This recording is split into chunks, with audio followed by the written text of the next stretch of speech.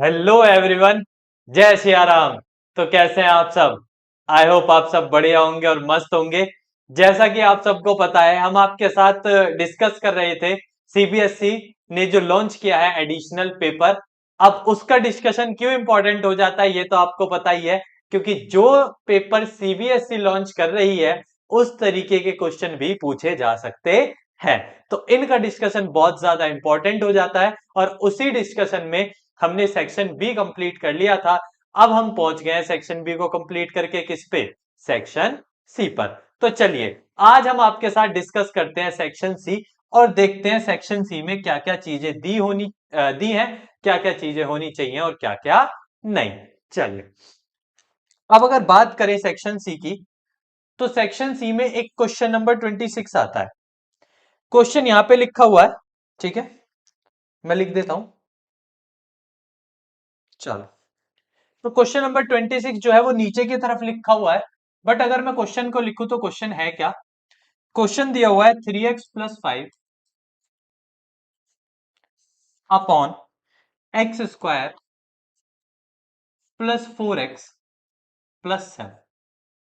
इस तरीके का आपका क्वेश्चन दिया हुआ है। तो ये आपको क्वेश्चन दिया हुआ है, आपको इसको इंटीग्रेट करना है। इंटीग्रेट करने के लिए अब कुछ चीजें जो बहुत जरूरी आपको ध्यान से सुननी है। तो ये टाइप 3 का क्वेश्चन है कंप्लीटिंग द स्क्वायर का,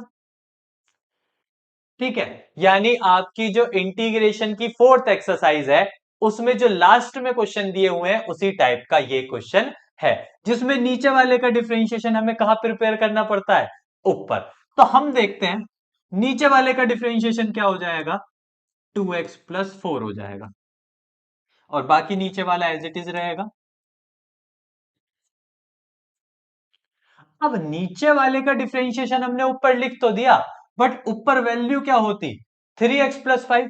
अब ये हमने अपनी मर्जी से ही तो लिख दिया, तो मतलब इसे अब कन्वर्ट करना है किसमें? 3x+5 में। इसे किस में कन्वर्ट करना है? 3x+5 में। कन्वर्ट करने के लिए यहां पे मुझे 3 चाहिए, तो क्यों ना मैं 3/2 से डिवाइड कर दूं। 2 से 2 कट जाएगा, वहां 3 आ जाएगा। बट जब 3/2 से 4 को किया जाएगा तो 6 बचेगा। मुझे चाहिए 5, तो -1। ठीक है।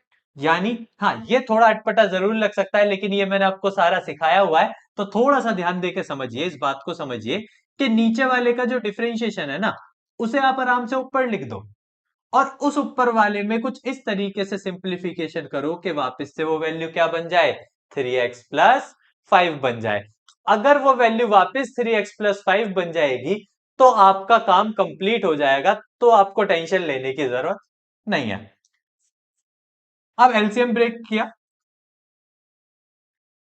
2x+4 अपॉन x² + 4x+7, और 1 से एलसीएम को अलग ब्रेक कर दिया, 1/x² + 4x+7।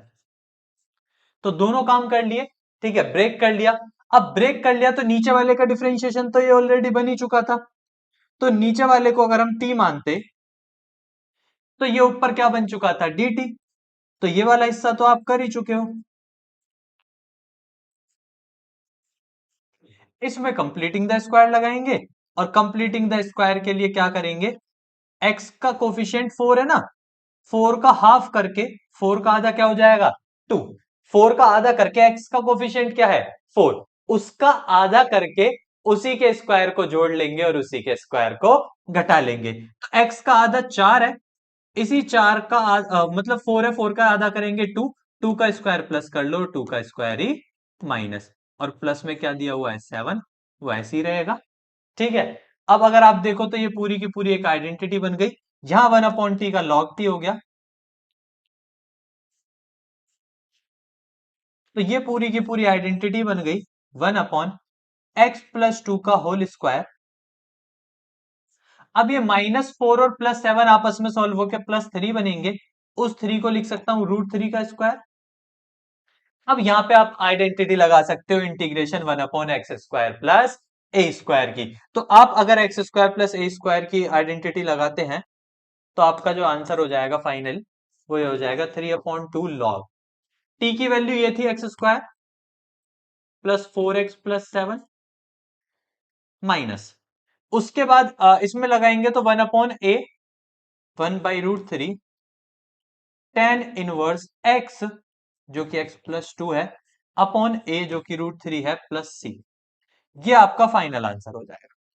ये आपके इसके इंटीग्रेशन का फाइनल आंसर हो जाएगा।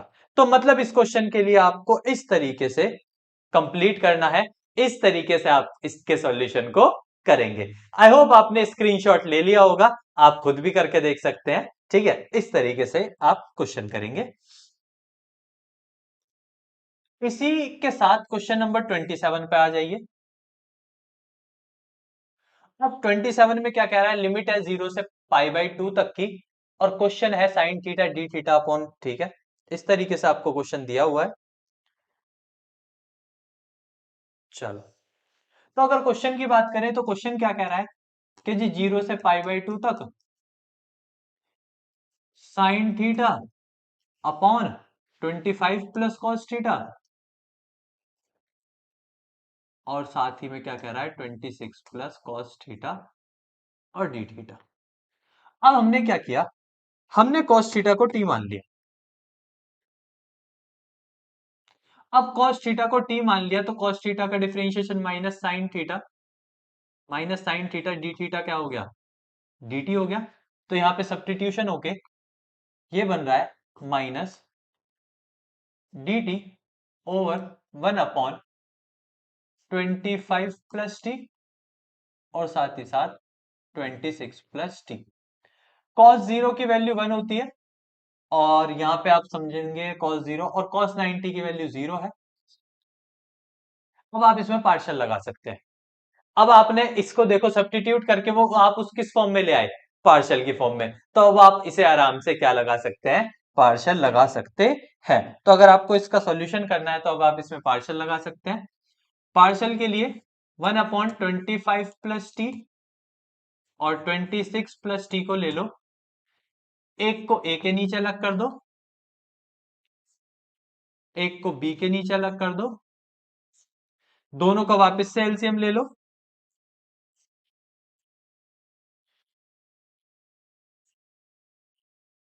अगर वापस से आप दोनों का एलसीएम करते हो तो एक वैल्यू 25 प्लस टी है, एक वैल्यू 26 प्लस टी है। क्रॉस मल्टीप्लाई होकर ए के पास चला जाएगा 26 प्लस टी, और बी के पास चला जाएगा 25 प्लस टी। ठीक है, तो इस तरीके से वो वैल्यू चली जाएगी, ये आपस में कट जाएंगे।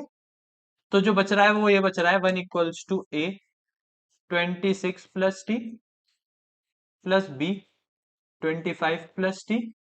अब आप ऐसी कुछ टी की वैल्यूज रख लो जिससे ए और बी निकल आए। ठीक है, ए और बी निकालने के लिए टी की वैल्यूज पुट करनी है। एक बार तो पुट कर सकते हैं आप टी को क्या, -26। एक बार पुट कर सकते हैं आप टी को -25। -26 रखने से ये 0 हो जाएगा, तो यहां से आ जाएगी वैल्यू बी की -1, बी की वैल्यू क्या आ जाएगी -1, और एक बार -25 रखने से ए की वैल्यू 1 आ जाएगी। अब आप उन्हें इंटीग्रेट कर सकते हो, इंटीग्रेट, ए की वैल्यू 1 है तो 1/25 प्लस एक्स, और एक की वैल्यू -1 है बी की, तो -1/26 प्लस टी है। चलो टी में था, टी में कर लेना, 26 प्लस टी डी टी। अब आप दोनों को इंटीग्रेशन करोगे तो 1/25 प्लस टी का लॉग 25 प्लस टी, और साथ ही साथ इसका करेंगे तो log 26, और दोनों पे लिमिट लगी हुई है और साथ ही साथ माइनस भी है, लिमिट है 1 से 0 तक की। ठीक है, अब upper limit minus lower limit कर लें। Upper limit minus lower limit करने के बाद जो भी वैल्यू आपकी बनेगी वही आपका क्या हो जाएगा, आंसर हो जाएगा। जो भी वैल्यू आपकी बनेगी वही आपका क्या हो जाएगा, आंसर। तो मतलब कह सकते हैं कि ये वाला जो क्वेश्चन आपको दिया हुआ था ये आपका पार्शियल के ऊपर दिया हुआ है, यानी पार्शियल फ्रैक्शन जो आपका टॉपिक है 7.5 एक्सरसाइज है जो आपकी, उसके ऊपर आपको एक क्वेश्चन दिया हुआ है, उसके ऊपर बेस्ड है। ठीक है, इसी के चॉइस में एक और क्वेश्चन भी है। बात करें तो हाइपरबॉलिक, हाइपरबॉलिक साइन एक्स दिया हुआ है आपको। चलिए, क्वेश्चन है 0 से पाई h साइन x, ठीक है, हाइपरबोलिक नहीं होगा तो भी ये कह रहा है कि h जो है, h साइन x एक फंक्शन है, कोई दिक्कत नहीं है, h साइन x एक फंक्शन है, हमें उससे कोई दिक्कत। हमने प्रॉपर्टी अप्लाई की, क्या अप्लाई की? प्रॉपर्टी। अब मैंने आपको पढ़ाया प्रॉपर्टी तो एक ही है, दोनों लिमिट को जोड़ो और किसको घटा दो? x को। तो हम इन दोनों को प्लस करके अगर x को घटाएंगे उस वक्त आप उसे चेंज नहीं करते, pi minus x.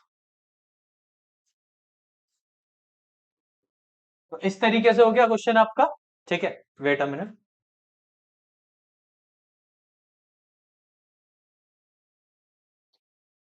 Hello, hello, हाँ जी सर, हाँ जी सर,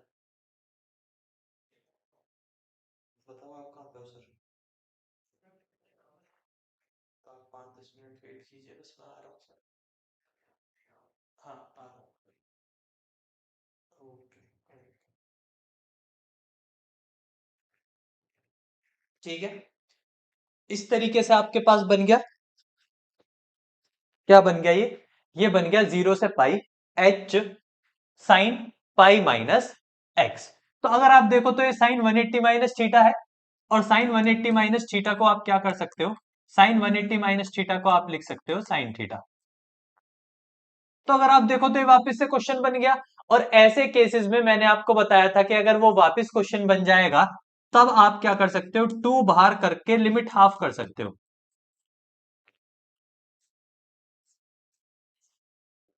ऐसे में क्या कर सकते हो? 2 बाहर करके लिमिट को क्या कर सकते हो? आधा कर सकते हो।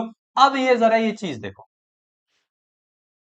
यही तो प्रूफ करा रहा है कि क्या क्वेश्चन ऐसे कन्वर्ट हो सकता है। तो आप देखो क्वेश्चन को लेके चले और बिल्कुल ऐसे ही कन्वर्ट कर दिया, ठीक है। एक्चुअल में आपसे ये इस तरीके से करवा रहा है कि आप प्रॉपर्टी लगा के बताओ कि क्या प्रॉपर्टी लगाने के बाद ये जो फंक्शन है उसे इसमें चेंज किया जा सकता है या नहीं। तो आपको बस प्रॉपर्टी अप्लाई करके बताना था कि वो उसमें चेंज होगा या नहीं होगा। इस तरीके से आप किसी भी हाइपरबॉलिक फंक्शन को कर सकते हैं, ठीक है। हाइपरबॉलिक फंक्शंस वैसे ऐसे होते हैं साइन एच एक्स, ठीक है, बट ये h बाहर दे रखा है, मतलब ये रिप्रेजेंट कर रहा है कि h नाम का कोई फंक्शन है, जैसे आप एफ एक्स करते हो ऐसे उसने एफ एक्स की जगह एच साइन एक्स कर दिया है, तो ज्यादा कोई फर्क नहीं करा, ठीक है, ये भी फंक्शन को ही रिप्रेजेंट करता है। अब बात करते हैं, चलो ये दोनों क्वेश्चंस हो गए आपके। अब चलते हैं क्वेश्चन नंबर 28 की तरफ। एक बार 28 को भी पढ़ लेते हैं, आखिर क्या दे रखा है क्वेश्चन में, देखते हैं, ठीक है। चलो, हम्म,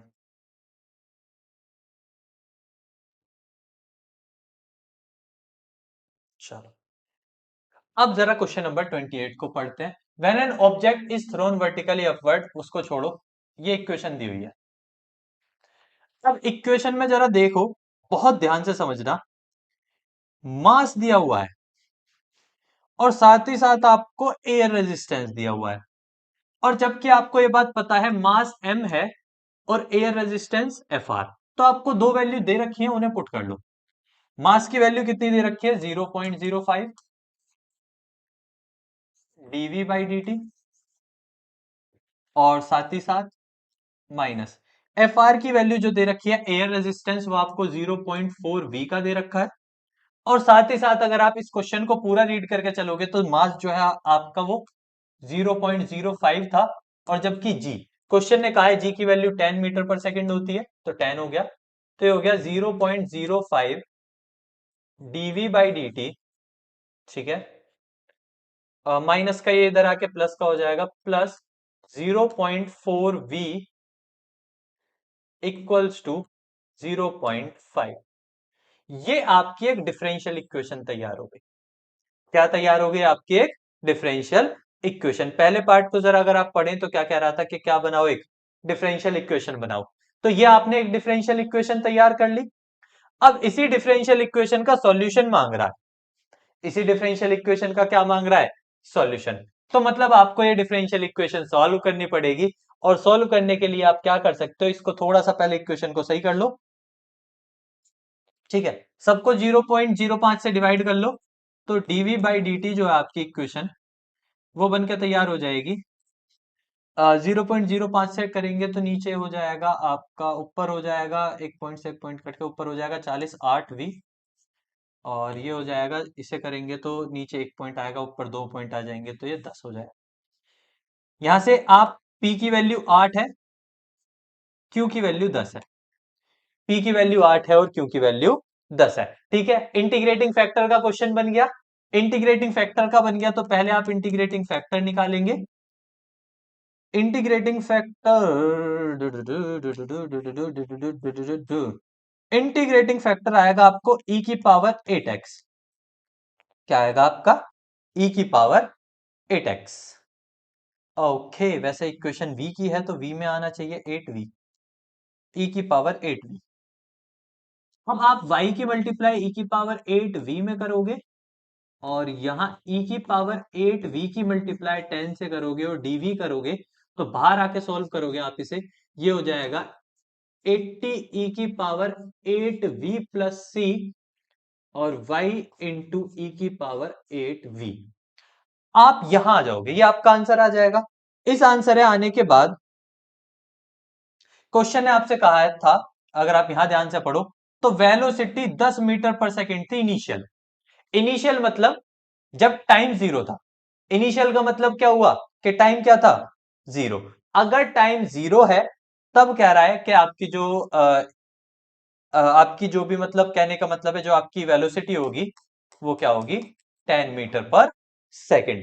क्या अब इसका इनिशियली जो है आपको ये रिप्रेजेंट जो कर रहा है वाई, ठीक है, तो मतलब आप वेलोसिटी को 10 पुट कर सकते हो, पुट कर सकते हो v की वैल्यू को 10। किस वक्त? जिस वक्त y की वैल्यू क्या रहेगी? जीरो। v की वैल्यू आप 10 पुट कर सकते हो जिस वक्त y की वैल्यू क्या रहेगी? जीरो। ठीक है, ठीक है, टाइम के रेस्पेक्ट में इनिशियली। तो आप y की वैल्यू यहां जीरो पुट करके यहां से क्या निकाल लोगे? c। और c निकालने के बाद आपके पास आंसर आ जाए। ठीक है, आपके पास एक्सप्रेशन आ जाएगी, बस आपको c की वैल्यू फाइंड करनी है। Particular solution. इस तरीके से इस क्वेश्चन का कहने का मतलब था। ठीक है, इस तरीके से वो आपको क्वेश्चन करा रहा था। तो आई होप आप इस तरीके के क्वेश्चंस को भी कर सकते हैं। बस थोड़ा सा दिमाग को शांत रखो। आपको इक्वेशन दी है, दी है, आपसे क्या कह रहा है? क्या निकालो? Differential equation. तो जरा पढ़ के कोशिश करो ना, डिफरेंशियल इक्वेशन कैसे बन जाएगी। बहुत इजीली तो बन रही थी, बस कुछ नहीं, यहाँ पे सारी वैल्यू दी थी, मुझे मुझे तो उठा के पुट करनी पड़ी बस। ठीक है, ऐसे आप कर सकते हैं। तो आई होप आप इस तरीके के क्वेश्चंस को भी कर सकते हैं। अब देखिए ये क्वेश्चन है। अब आपको एक डिफरेंशियल इक्वेशन दे रखी है चॉइस में, ये एक्चुअल में क्वेश्चन चॉइस में नहीं है, बस इस लाइन की चॉइस में ये है। बाकी ये दोनों दोनों के लिए कंपलसरी है, चाहे आप ऊपर वाले से करो चाहे आप नीचे वाले से। आपको जो इक्वेशन दे रखी है वो कुछ इस तरीके की है, x plus y plus one d y by d x equals to 2। अब प्लस का x उधर जाके माइनस का हो जाएगा। अब डिफरेंशियल इक्वेशन दी है तो उसका सॉल्यूशन तो बनता है।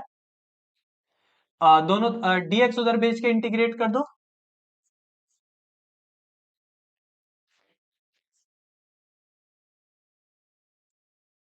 अब दोनों को इंटीग्रेट करोगे तो ये y square upon 2 plus y equals to 2x minus x square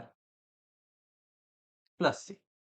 अब कह रहे हैं यहां से ना एक इक्वेशन बनेगी, ठीक है, सर्कल की। यहां से आपकी क्या बन के आएगी कि इक्वेशन सर्कल की।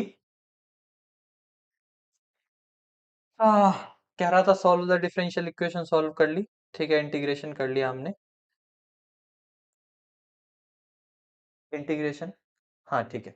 कह रहा है find the radius of a circle belonging to the above family of curve that passes through the origin. अब अगर मैं बात करूं तो फैमिली ऑफ कर्व के वाले क्वेश्चन आपके नहीं आ रहे।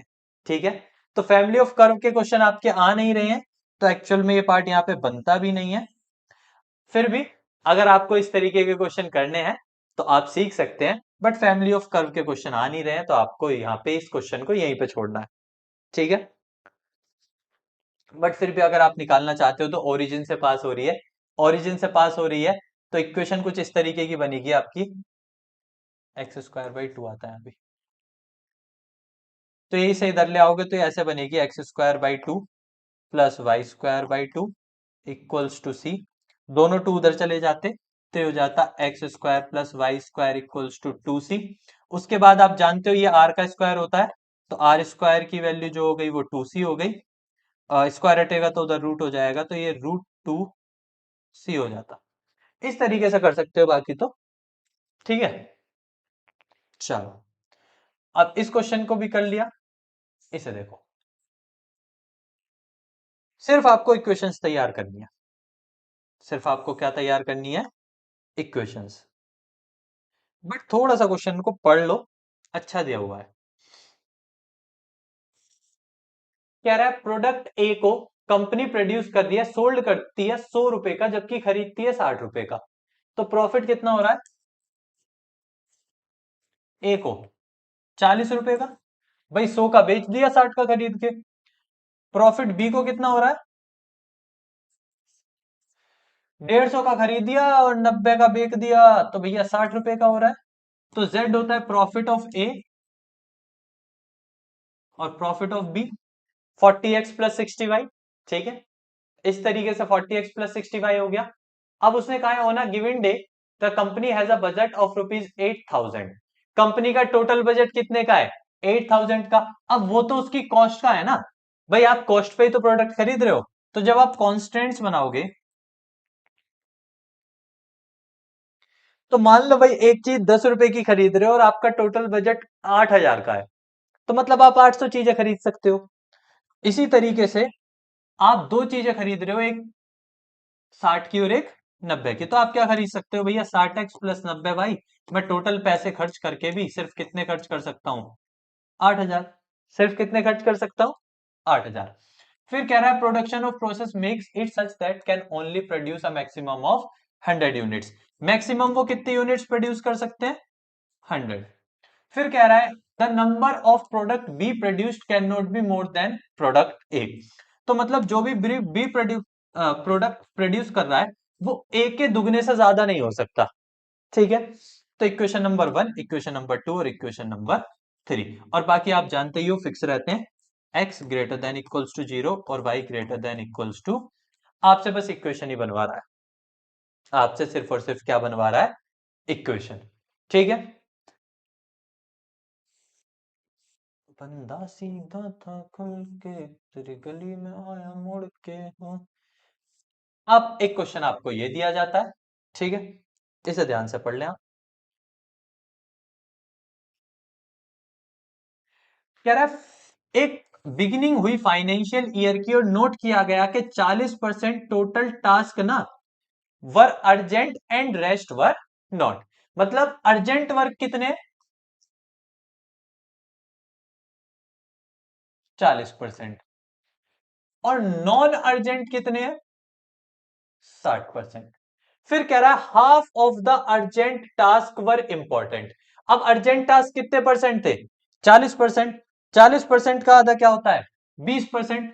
इंपॉर्टेंट अर्जेंट वर्क कितने हैं?